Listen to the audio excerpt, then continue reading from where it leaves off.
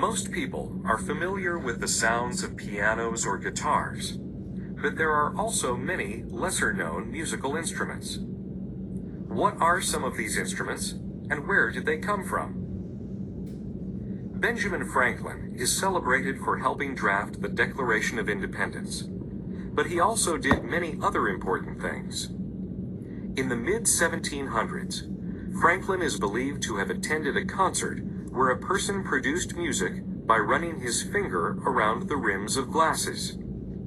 Because each glass held a different amount of water, it produced notes of higher or lower pitch.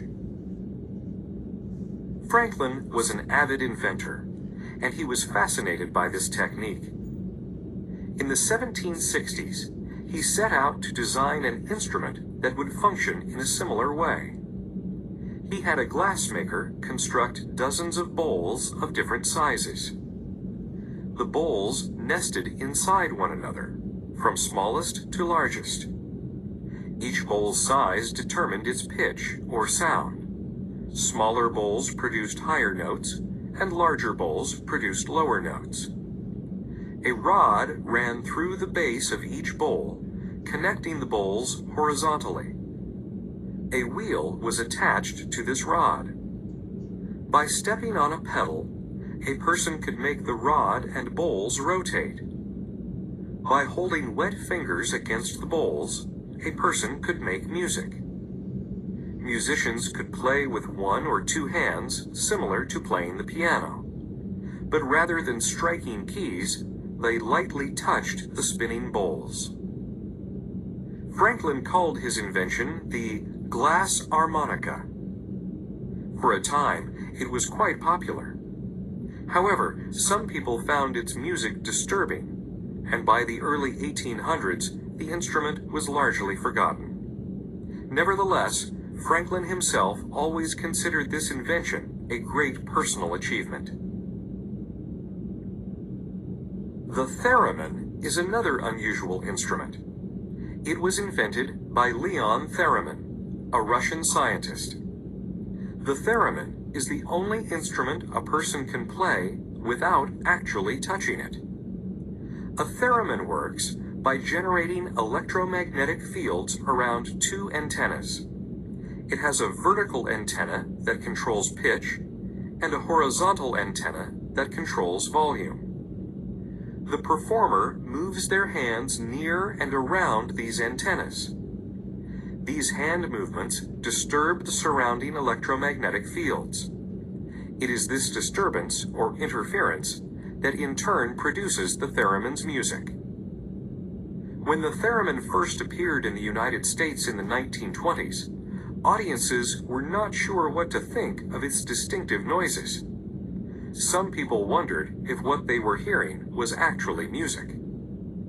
Initially, the theremin was not very widely used or commercially successful. However, in the 1940s and 1950s, movie this morning. Thank you.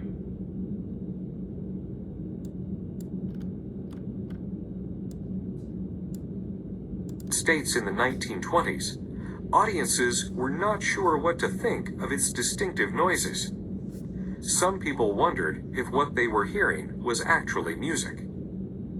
Initially, the theremin was not very widely used or commercially successful.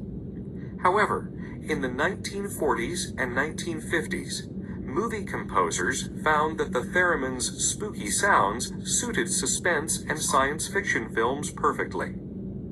And in the 1960s, rock musicians occasionally used theremins to create unusual effects. A physicist named Robert Moog was intrigued by theremins and by the concept of generating music electronically. In 1954, Moog started a company that sold kits for people to build their own theremins. Then, in 1963, a composer asked Moog to create an electronic instrument that could produce entirely new sounds. Moog leapt at the chance. The instrument Moog created is called the Moog synthesizer. The Moog synthesizer used different modules or components to alter a sound. A sound created by the synthesizer's first module could be changed in different ways as the sound passed through the synthesizer's circuits.